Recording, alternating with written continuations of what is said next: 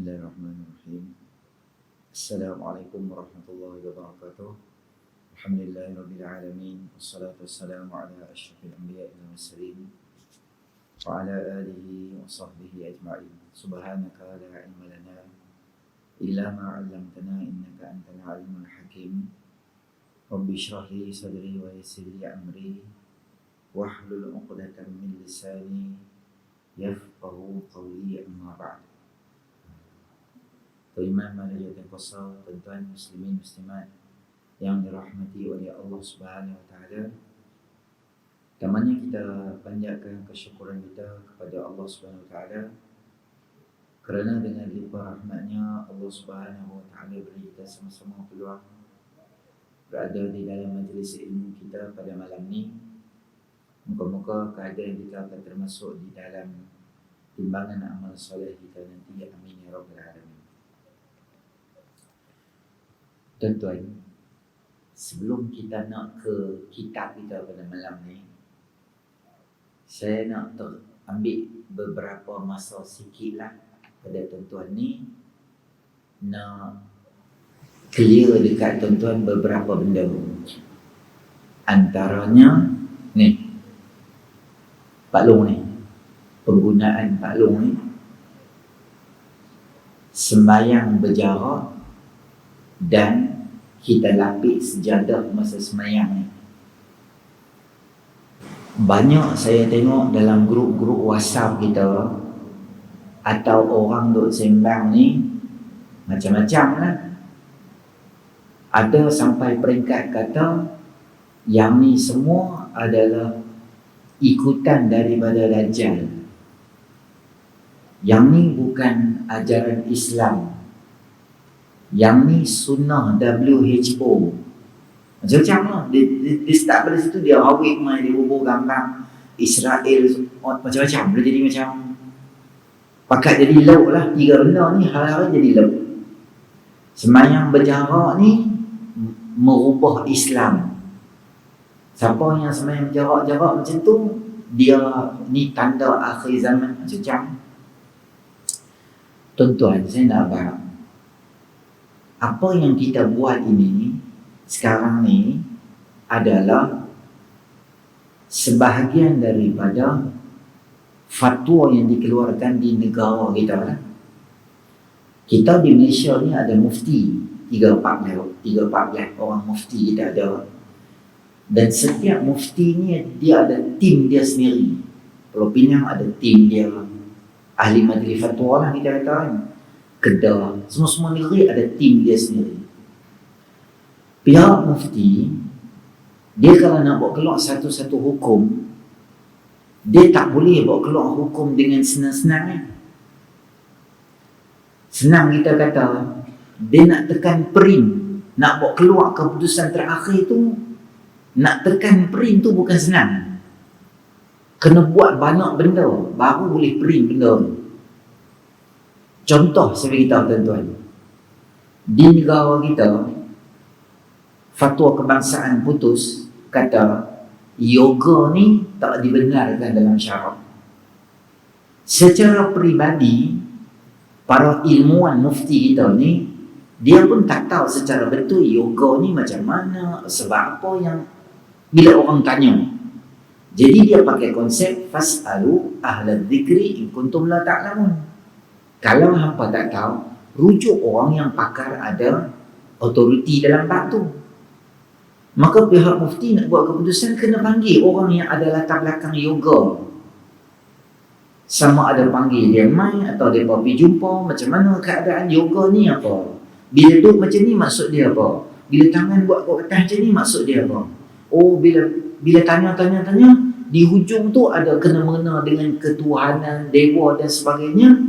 Maka para mufti, dia gabung Quran, hadis dengan sirah, pengalaman dan sebagainya, usul fiqh dan sebagainya, gabung semua benda ni, baru dia berkeluar kata yoga ni tak boleh. Nak buat exercise lain boleh, tak apa, tak ada masalah. Nak main peringkat tu bukan senang. Maknanya mesti ada gabung jalin dengan rangkaian dengan agensi-agensi yang lain. Kalau tuan-tuan ditanya dekat mufti secara peribadi, COVID ni macam mana, corona ni macam mana, Mereka pun secara atas nama versi Kementerian Kesihatan, mereka tak boleh jawab. Sebab mereka bukan pakar dalam bidang tu. Jadi bila mai isu-isu macam ni, macam mana SOP nak sembahyang semua, pihak mufti bila mereka nak buat keluar fatwa, mesti duduk mereka panggil mai Majlis Keselamatan Negara, panggil pula geng-geng Kementerian Kesihatan, panggil banyak agensi duduk bincang macam mana kalau sembahyang rapat ni jadi apa, kalau sembahyang jauh ni jadi apa, oh kalau tak bawa face mask ni jadi apa. Bukti dia pengalaman luar negara. Apa dia? Bila jadi macam ni, kes dekat US saja mati sekat 1 juta, 2 juta satu hari, kes dekat ratus ribu. Sekarang ni 9 juta, 8 juta di India. Benda bergerak macam tu. Jadi buat keputusan kata, okey, kita sembahyang dalam keadaan berjarak sikit. Jadi nak ambil sembahyang kalau boleh ambil kat rumah. Kalau face mask, okey, pakai face mask. Adalah beberapa. Bila print buat keluar ni, maksud dia apa tuan-tuan? Maknanya fatwa tu bukan sahaja di Malaysia. Kami tak mau ikutlah Malaysia Ustaz, kami nak ikut dunia. Okey, Mekah pun sama juga, Madinah pun berjarak juga. Kalau tuan-tuan tak apalah, mereka lain sikit Ustaz, kami nak cari yang hak geng kami. Contohlah Mekah, Madinah tolak. Tuan-tuan, ulama-ulama Al-Azhar, Masjid Al-Azhar pun sembahyang berjarak macam tuan-tuan ni. Kita jangan bawa hadis masa sihat kita pi compare dengan hadis masa sakit. Tak betul lah. Bila kita sembahyang berjarak, kita bawa hadis Nabi suruh sembahyang rapat. Lepas tu Nabi ajar kat kita, kalau kita sembahyang Saddul Khalal, tutup ruang supaya jangan syaitan akan masuk ganggu kamu dalam sembahyang. Ya, semua hadis tu ketika waktu biasa. Waktu biasa tak boleh banding dengan waktu tak sihat. Saya beritahu tuan-tuan contoh. Boleh tak kalau orang sembahyang atas kursi, kita kata tak dia, sembahyang hang ni tak ikut hak Nabi Muhammad ajar. Nabi Muhammad suruh sembahyang atas lantai, sujud di lantai. Hang sujud atas kursi. Kita marah ke orang sembahyang atas kursi sebab sembahyang dia tu tak mengikut sunnah macam mana yang diajar oleh Nabi SAW. Iyalah, dia sakit, tak boleh bincang masa dia sihat. Nabi SAW sangat ambil berat dengan sembahyang berjemaah di masjid. Tak pernah Nabi SAW sembahyang saja-saja di rumah, melainkan beberapa peristiwa Nabi sembahyang kat rumah. Sakit. Masa sakit, dalam hadis Bukhari menyebut Nabi SAW dipapah oleh Ibnu Abbas dan Sayyidina Ali. 2 orang papah dekat ketiak ni, pegang. Nabi nak jalan, nak mai sembahyang juga. Jalan tapi tak mampu. Kadang-kadang kaki terseret kat lantai. Ada line, jalan balik, ada line, ada balik. Sebab dulu kan pasir macam tu. Maksudnya Nabi pulun nak mai sembahyang berjemaah. Tapi tuan-tuan, kita pernah juga dengar hadis yang Nabi kata, aku teringin nak cari anak-anak muda, pergi cari ni apa nama kayu api, aku nak bakar rumah orang yang saja-saja sembahyang kat rumah tanpa sebarang uzur. Nabi sangat ambil berat sembahyang jemaah. Tapi ada kalanya Nabi tu juga sallallahu alaihi wasallam yang ajak pada kita lafaz azan, sallu fi buyutikum, sembahyanglah hampa kat rumah hampa. Jam tu tuan-tuan ingat ulama petang-petang saja sambil minum kopi dengan biskut Jacob, dia kita reka saja-saja bagi dia sembahyang kat rumah, baru dia tak main sembahyang. Tak, tu memang hadis Nabi yang suruh. Ada kala hujan, ada kala panas. Hukum ni dia boleh berubah-ubah ikut suasana dan keadaan.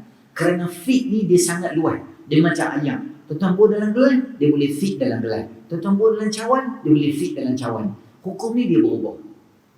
Kita tak boleh pakai hukum asal di setiap keadaan. Akidah tak boleh ubah.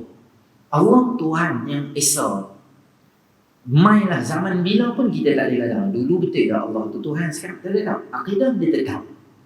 Nabi SAW, Nabi akhir zaman, tak ada Nabi dah lepas tu. Itu tetap tak ada perubahan. Adapun hukum fiqh dia boleh berubah. Tuan-tuan ingat tak awal-awal Islam, Nabi SAW kata, aku tak bagi hampa ni pergi ziarah kubur. Dulu Nabi tak bagi kita ziarah kubur. Sebab apa? Sebab adat jahiliah tu sangat terbaik. Baru masuk Islam, tak boleh terima perkataan inna lillah tu, tak boleh. Dari Allah kita mai, kepada Allah kita kembali. Jadi macam tak boleh terima, koyak poket, tampak nirahab kita panggil dalam bahasa Arab, meratap. Orang meninggal dunia tu jadi macam teruk sangat. Tapi dah lama-lama okey, dah nampak macam boleh terima yang ni apa pinjaman Allah Taala bagi. Ada adab bila kita pergi ziarah kubur. Emosi jadi nombor 2, agama jadi nombor 1. Awal-awal emosi mengatasi segalanya. Jadi Nabi tak bagi macam tu. Maka Nabi kata apa? Fazuruha fa innaha tuzakkirul akhirah. Ziarahlah, sekarang ziarah. Sebab apa? Ia boleh ingatkan kamu tentang akhirat. Dia berubah ada asal keadaan. Bila kita semayang berjarak, tuan-tuan jangan ambil hadis yang awal-awal yang Nabi suruh semayang rapat tu, tak. Kerana sakit ni bukan kita apply online dekat Allah sprint, ya Allah boleh tak bagi COVID dekat kami. Kita tak minta. Siapa? Allah yang bagi. Tuan-tuan, kalau kita sihat, sengaja-ngaja semayang duduk boleh tak? Semayang sunat boleh.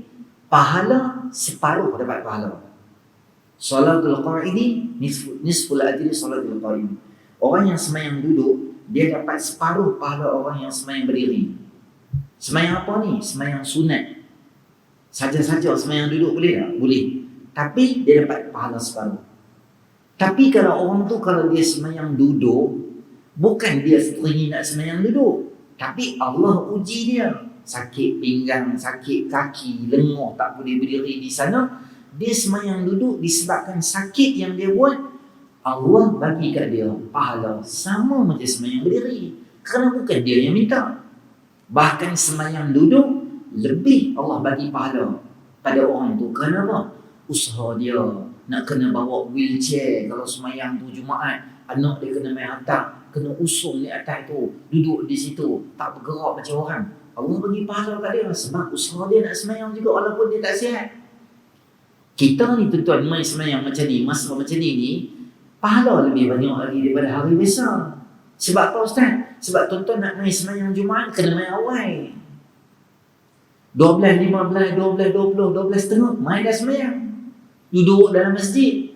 Hari biasa 1.15 kena cendol dengan mi Bandung. Tak apa, ada lagi komat pun kita pergi, tak risau. Lah main lambat, dia tak bagi dah semayang. Ada semayang kat luar begitu, semayang cempera begitu, main kita main awal. Bila main awal, apa? Pahala iktikaf dapat.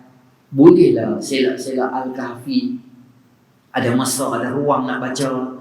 Ni tak bawa ni sejadah, kereta parking jauh, nak kena pusing pergi balik. Penat beratok, lupa bawa face mask. Nak kena bayar, nak kena beli. Usaha dapat. Maka janganlah kita jadi orang yang bebai. Tak mau ikut yang ni, tak mau ikut tu, terajang meja. Banyak ahli dan kuasa duk bagi tahu kat saya, pengurusi kita bebai. Ni rumah Allah Taala ni, tampak meja semayang Jumaat. Ni rumah Allah. Aku nak main semayang, hang nak halang sebab apa? Tak payah. Yang ni semua hang tak payah pi. Sejadah tak pakai. Hampa bawa kapet ribu-ribu buat apa? Mai aku nak masuk. AJK tak maulah bergaduh. AJK lah. Dia senang lah. Yang ni semua memang Allah Ta'ala bagi kat kita ni semua. Kita yakin Allah yang boleh sembuh lah semua. Betul lah Allah yakin sembuh. Kita duduk tepi, kita kata dia bebai teranyang meja. Kita kata abang, kami tak ada apa. Saja nak abang aduk sandak tepi tu polis. Dandan dengar polis tu, saya bukan tak mau pakai. Dia ada kereta saya letak dia. Tadi macam bebai ni kan. 1000-nya besar. Hilang bebai tu. Jangan tengok satu hadis buat keputusan untuk semua. Kita ada bidang masing-masing. Kita tumpu bidang kita. Ilmuwan, para ulama, mufti ada bidang dia. Dia buat kerja dia. Dia butuh main elok. Kita main semayang biasa. Elok-elok boleh semayang masjid. Dan tak boleh semayang boleh. Main tak apa, ikut je. InsyaAllah Allah bagi pahala. Tuan-tuan, dalam Riyadhus Shalihin jilid yang pertama, hadis bab berkaitan dengan niat. Kata Nabi SAW, Inna fil madinati la rijalan. Di Madinah, kata sahabat, kami satu hari pergi perang. Masa kami pergi perang, Nabi kata kat kami, ada kawan-kawan kita dekat Madinah, mereka tak follow kita. Mereka tak ikut naik unta, tak penat, tak jihad, tak debu badan, tak ikut lembah-lembah. Mereka duduk kat rumah je. Tapi kata Nabi SAW, mereka syarakukum fil ajr. Mereka dapat pahala sama seketui mereka share dengan hampa. Hampa dapat pahala, seketui pahala tu mereka pun dapat. Sebab apa? Kata Nabi SAW, habasahumul marad, kerana sakit menghalang mereka daripada nak main. Mereka memang nak main, tapi ada mani', ada penghalang. Sakit menyebabkan sakit ni jadi orang tak menyebabkan mereka tak boleh main. Tapi mereka dapat pahala penuh. Tuan-tuan yang main semayang sekarang ni, musim sakit, musim penyakit, semayang berjarak, tu tak nama mengubah Islam. Janganlah kita ni lebih daripada para ahli ulama lagi. Bila kita semayang berjarak, niat kita nak semayang rapat dah. Nak ustaz, seronok tak semayang rapat? Seronok ustaz. Tapi macam mana nak buat? Ada mani', ada penghalang, ada penyakit yang main. Kita terpaksa berjarak. Nabi dah tak ada dah. Jadi ulama ni adalah pewaris para Nabi yang mereka ajak pada kita. Maka mereka ajak kita semayang jarak. Tuan-tuan, semayang berjarak, insya-Allah Allah bagi pahala semayang saf yang baik dengan kita. Dengan niat kita yang baik. Bukan kita tak mau buat, nak buat tapi tak boleh buat. Tuan-tuan nak main ceramah. Contohlah tuan-tuan 20 bulan. Nak main ceramah sini. Jambatan ni ada lori gula tu balik. Contohlah.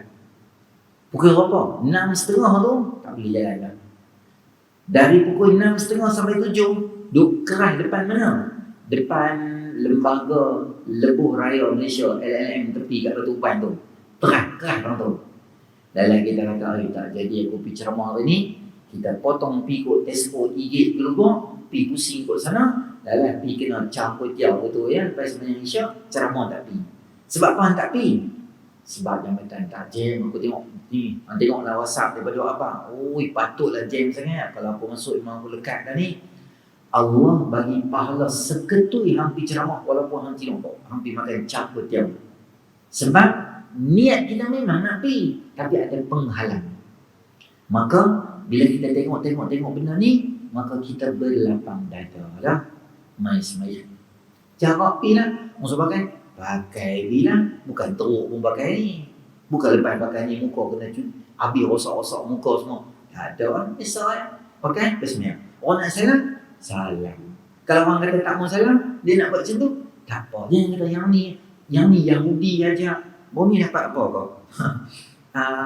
Orang kapiak Hudaybi apa macam-macam ni. Kalau siapa buat macam ni jadi neraka, kapiak jadi bid'ah, syirik, neraka tu. Buat macam ni neraka tu. Tak mau semayang. Dia bawa hadis, ma min muslimaini yaltaqiyani fa yatasafahani ghufira lahum ma qabla an yaftariqa.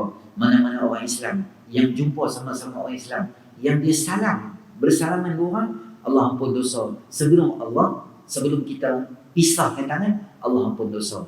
Itu secara umum lah. Dah kawan tu sakit, kawan dia luka, hang letak macam ni yang salam macam dia. Boleh salam pergi hospital. Allahumma salli ala Muhammad. Salam kat sini sebab apa? Luka kat sini. Yang ni tak boleh. Bid'ah, Nabi Muhammad tak ajak. Nabi suruh salam sini. Kawan tu sakit. Sekarang tak boleh salam tak? Sakit duk jalan dekat-dekat ni. Tak macam ni kan? Macam ni maksud dia lah. Hang sentiasa berada di hatiku. Al-musafahah bil qulub. You are always in my heart. Salam macam tu je tak? Ni salam betul. Tak. Kesimpulannya, jangan berbaik tak tahuan. Hang buat kerja ada pihak orang yang berautoriti, dia buat kerja berkaitan dengan mereka lah. Cuma sekarang kes pun makin banyak dan makin meriah sangat dah. Habis start pada esok lah. Cuma baru ni kawasan ada beberapa daerah barat daya di Pulau Pinang tu red zone lah. Ada dia punya kriteria dia keluar supaya kuliah-kuliah masjid jalan, Jumaat jalan, kuliah dia tak ada. Jadi kita haraplah apa untuk seluruh Pulau Pinang ni esok-esok ni Datuk pun dah pokok boleh tengok balik kuliah kita boleh jalan tak apa dah. Sebab kok mana pun maghrib isyak memang kita duduk di surau kan. Duduk saja gitu ya. Dan kita pun dah ikut SOP dah. Isyak kita boleh berhenti dah. Harap-harap lah. Kuliah tu dia on macam biasa lah. InsyaAllah. Harapan je. Tumpang lah tu dah. Okey. Tuan-tuan tengok. Hari ni telah jawab sikit kan. Bukan nak marah, bukan nak boleh pihak. Sebab apa? Cek pelik-pelik sangat dia cakap kan tu. Pakat-pakat komen lah. Yang syoknya yang duk komen tu sama-sama kawan-kawan mereka lah. Tu. Baik. Kelebihan 29. Kalau ada kuliah akan datang, insyaAllah ada lah. Kalau tak ada, dia di sini dia berhenti dalam bawah sikit. Kelebihan 29 daripada An Ibn Mas'udin radhiyallahu anhu qala Rasulullah sallallahu alaihi wasallam man qala astaghfirullahal azim alladzi la ilaha illa huwal hayyul qayyum wa atubu ilaihi thalathan ghufirat lahu dhunubuhu wa in kana farran min az-zahf. Daripada Ibnu Mas'ud radhiyallahu anhu katanya, telah sabda Nabi sallallahu alaihi wasallam, siapa yang minta ampun pada Allah dengan dia kata astaghfirullahal azim alladzi la ilaha illa huwal hayyul qayyum wa atubu ilaih sebanyak 3 kali, maka akan diampunkan dosa-dosanya walaupun dia lari daripada medan peperangan. Sayyidina Ibnu Mas'ud radhiyallahu anhu ini, dia adalah orang yang antara orang yang awal masuk Islam di Mekah. Dan lepas dia hijrah ke Madinah, dia selalu follow baginda Nabi SAW. Dan antara tugasan yang dia buat, khidmat pada Nabi ni adalah bila Nabi masuk atau keluar ke mana-mana tempat, antara benda yang dia akan jaga adalah kasut Nabi SAW. Sehingga dia digelar sahibu na'al Rasulullah sallallahu alaihi wasallam, pemilik atau penjaga kasut Nabi sallallahu alaihi wasallam. Kalau Nabi masuk, dia ambil kasut Nabi, dia pegang. Bila Nabi nak keluar nanti, dia tolong letak kasut ke Nabi, dia akan pakai kat dia. Itu cara sahabat memuliakan sahab Nabi sallallahu alaihi wasallam. Saya teringat saya pergi satu kuliah, ceramah satu tempat. Habis ceramah, kasut hilang. Bukan kata simpan, kasut ustaz dia berbalas. Ada sekali tu kasut saya dia teranyam masuk dalam parit.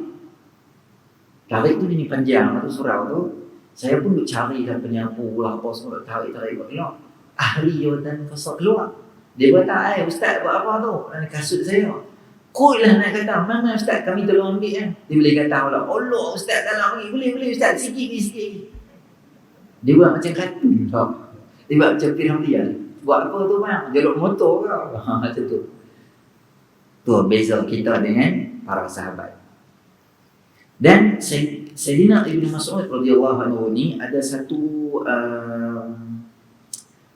apa kita katakan kat dia, satu peristiwa berlaku pada dia satu hari. Satu hari dia ni berniaga di pasar malam. Lepas dia berniaga, Sayyidina Abu Mas'ud radhiyallahu anhu lepas dia jual, dia masukkan dia punya hasil niaga dia semua dalam satu karung dia tu, letak dekat poket tepi dia ni lah. Tapi bila dia beberapa saat tu dia nak ambil duit apa semua tu, duit tu seketul itu semua barang-barang niaga semua hilang. Hasil niaga dia tu hilang lah. Maka dia pun kata, masa aku duduk tadi ada, bila aku bangun duit tu dah hilang lah. Maka orang pun kesianlah kat dia, apa dia ni sahabat yang besar, apa buat nayang kat dia. Mereka maki dia tu, siapa dia? Curi tu tak guna dia ni, biar dia mati lah apa semua. Mereka doa, ya Allah potonglah tangan pencuri ni. Ya Allah timpakanlah azab dan hukum macam-macam. Mereka doa. Ibnu Mas'ud radhiyallahu anhu, apabila dia dengar kata-kata mereka, dia kata, dia doa, ya Allah, kalaulah orang yang curi tu dia curi sebab dia memang betul-betul nak duit tu, tak apa, aku halalkan dia, biar dia guna dia duit tu. Tapi ya Allah, kalaulah dia curi duit tu disebabkan itu memang cara dia atau dia memang pencuri yang betul, engkau berilah hidayah dan supaya dia taubat dan jadikan kasut aku adalah benda yang terakhir sekali yang dia curi dalam dunia ni. Lepas ni dia taubat, dia insaf, dia tak curi dah. Orang ramai doa supaya dia mati lah, apa semua kena teruk. Tapi di Ibnu Mas'ud radhiyallahu anhu, orang yang didoakan mendapat ilmu dan hikmah oleh Nabi SAW, cara pandang dia tentang satu masalah tu sangat berbeza. Tuan-tuan, ketika Qarun bawa duit banyak ni, dalam surah Qasas juzuk 20, Qarun dia bawa duit lama-lama, tabuk duit, tabuk.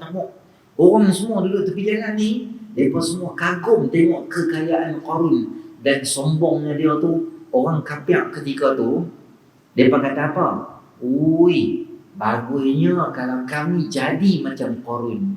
Kalau kami ada duit banyak macam dia, kami boleh tabuk. Wai, mereka kata, seronoknya kami boleh dapat keistimewaan macam tu. Tapi di kalangan Bani Israel ketika tu, ada yang alim dan cerdik dan bijaksana. Tapi pandangan mereka tak sama macam orang ramai. Mereka pandang macam mana? Allah Ta'ala sebut, وَقَالَ الَّذِينَ أُوتُوا الْعِلْمَ وَيْلَكُمْ ثَوَابُ اللَّهِ خَيْرٌ لِمَنْ آمَنَ وَعَمِلَ صَالِحًا وَلَا يُلَقَّاهَا إِلَّا الصَّابِرُونَ. Kata orang beriman, mereka kata apa? Kecelakaan pada kamu kerana ganjaran orang yang beriman dan beramal soleh jauh lebih hebat lagi. Wala yulaqaha, dan takkan capai ganjaran yang hebat tu nanti di akhirat hanya oleh orang yang sabar. Orang biasa melihat kekayaan Qarun ini sebagai satu keistimewaan untuk dia. Tetapi orang berilmu di zaman Bani Israel ketika itu melihat Qarun ini adalah satu figure yang tak baik, satu pandangan yang tak baik yang kau sedang buat. Kerana pahala Allah, duit hantar bok ni bukan ada apa, Allah bagi ke akhirat lebih banyak lagi, yang lebih hebat lagi Allah bagi, dengan syarat apa sabar dunia ni insya-Allah Allah bagi. Kata tu kisah berkaitan dengan Abdullah bin Mas'ud. Kata dia, Nabi SAW sebut berkaitan dengan istighfar. Baik, istighfar bererti meminta ampun kepada Allah Ta'ala. Istighfar ni dia ada kerana manusia ni dia selalu buat dosa. Sebab tu Allah create satu benda yang nama dia adalah istighfar. Dan istighfar ni dia masuk dalam zikrullah. Dia tak masuk dalam larangan. Maknanya hang suci ke, hang hadas besar ke, hang hadas kecil ke, macam zikir lah. Dia tak menghadap kiblat, tak perlu masa, tempat dan sebagainya, kecuali dalam tandas dan sebagainya. Dah. Lain tu semua kita boleh istighfar. Bila orang tu buat salah, bila orang tu buat dosa, dia cepat-cepat istighfar pada Allah Subhanahu Wa Taala. Tengok ayat Quran. A'udzubillahi minasyaitonirrajim. Walladzina idza fa'alu fahishatan aw zalamu anfusahum dzakarullah fastaghfiru li dhunubihim wa man yaghfiru adh-dhunuba illa Allah wa lam yusirru 'ala ma fa'alu wa hum ya'lamun. Dan orang-orang yang apabila dia mengerjakan perbuatan yang keji atau zalim, menzalimi dia sendiri, segera dia mengingati Allah Ta'ala. Maknanya sejurus selepas buat dosa, terus dia istighfar dengan Allah Ta'ala. Bila dia dosa atau dia menzalimi dia sendiri. Dosa ni maknanya kita menzalimi buat nayang kat diri kita. Istighfar bila buat dosa, antara 6 benda yang kena cepat apabila kita buat satu benda. Yang pertama adalah solat bila masuk waktu. Masuk dia waktu, jangan lengah-lengahkan sembahyang. Cepat-cepat kita sembahyang. Nombor 2, apa kita kena cepat? Adalah hutang orang. Bila kita hutang ke orang, ada duit, cepat-cepat bayar. Nombor 3, nikah untuk anak dara. Sampai dah jodoh, nampak macam sesuai, lekat-lekat bagi menikah pun, memudahkan. Yang seterusnya, saya ingatlah nama tu, jenazah. Bila dah ready, cepat-cepat ke bumi. Jangan sampai lama sangat. Meninggal 9 malam, 4 petang esok baru tanam. Lambat sangat. Meninggal 9 malam, Esok pagi pukul 8 mandi, sebelum 10 pagi semua tanam dah. Yang tu yang paling bagus sekali. Jangan lambat sangat. Yang seterusnya adalah tetamu apabila tetamu mai rumah. Makanan tetamu pula. Makanan bila tetamu mai rumah. Tetamu mai ke rumah, apa benda yang ada kat rumah kita, bagi dia makan. Tak pandai baju ayak Ustaz, tak kerti 3 in 1 baju jadi daripada satu cawan jadi 1 jam. Tak pandai tak? Buah gula nampak macam manis sangat, buah ayak pula, sekali buah kopi pula. Jadi 3 jam baju ayak. Tak pandai. Tak pandai buat main kosong pun tak tahu dulu. Ayak tapih, kuku, kowe ke apa-apa tapih ada kat kita tu. Ataupun ayak suam saja, ayak sejuk ke. Letak dulu. Biskut yang beli ada bolan paket letak tu. Isteri tak mahi, tak pandai, goreng-goreng keropok semua tak pandai Ustaz. Paling tak ada keropok ni Terengganu tu kan, keropok ikan tu. Boleh lah itu dengan sos pun okey lah. Jangan biar tetamu mai, nanti tetamu nak balik dah orangnya lah tak makan apa pun. Ingat tak pergi makan. 2 jam kawan tu duduk, mampu kerah tu satu apa pun tak pergi. Tak payah tanya lah, nak sejuk ke nak panas, hang bancuh mai je. Dia tak minum panas, dia share dengan isteri dia. Dia nak sejuk, dia minta seketui sikit kan. Bagi je. Dia kata, nak balik dah baru dia tanya. Allah, cawan nak bancuh tu ada kat tangan. Menyimbang sampai 2 jam. Tak bancuh. Kawan nak balik lah. Dia kata, Allah tak bancuh lagi aja. Dia kata, hang bancuh minum sendiri ya. Karut dah. Nyelam orang kami tunggu, dah kau sangat dah. Sat nak. Orang bagus ni, dia raih tetamu tu. Jangan sampai tetamu nak balik tu. Dia macam suami lah. Suami balik kan, bancuh je ayak, letak je. Kita tahu kan suami kita suka minum ayak apa. Bancuh je. Kawan tu balik tanya, abang nak minum ayak? Abang nak minum ayak? Abang nak minum ayak? Padahal yang tanya tak bancuh pun. Abang kata tak apa, abang pergi masjid minum ayak, kuku kat masjid kan. Itu isteri 5 bintang. Tapi bukan kat Bertam, itu kat Yongping, Johor. Bertam bagus, alhamdulillah. Kawan. Apa? Seminit lagi. Allah. Tak apa. Jadi istighfar. Tengok ayat-ayat balik. Istighfar juga berarti meminta ditutup segala kesilapan atau kesalahan. Istighfar ni dia asal perkataan dia ghafara. Tuan-tuan jumpa dah perkataan wa inni la ghaffarun liman taba wa amana wa amila salihan. Aku ni Tuhan Maha Pengampun. Pengampun ni makna ghafara maknanya tutup. Ada satu kisah zaman Bani Israel, tapi tak ada nak cerita. Saya trailer dekat tuan-tuannya. Nanti kita akan jumpa nanti. Kisah tu tentang Bani Israel dengan Nabi Musa dan kemarau. Lepas tu ada orang tu buat dosa, kemudian Allah Ta'ala istighfarkan dia. Saya nak plan juga nak cerita kat tuan-tuan berkaitan dengan Imam Hasan Al-Basri. Plan juga nak cerita kat tuan-tuan tentang Nabi Allah Nuh AS dan umat dia daripada surah Nuh yang suruh istighfar. Dan yang keempat, pengalaman peribadi saya sendiri, mutawif beberapa tahun ke depan, jemaah saya hilang pasport dekat RNR. Masa tu daripada Mekah nak balik, nak pergi naik flight di Madinah, nak naik on the way jalan. Pasport hilang dalam perjalanan di RNR. Kita ada masa lebih kurang 7 jam untuk sampai. Flight nak bergerak. Sakit kepala tuan-tuan. Ada benda yang saya buat dengan izin Allah, Allah bagi balik pasport tu.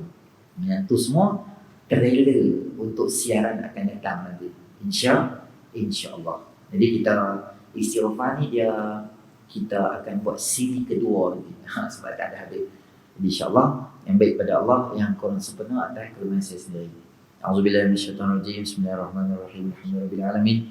Wassalatu wassalamu ala asyrafil anbiya'i wal mursalin wa ala alihi ajma'in. Allahumma anfa'na bima 'allamtana wa 'allimna ma yanfa'una wa zidna 'ilma. Rabbana atina fid dunya hasanah wa fil akhirati hasanah wa qina 'adzabannar.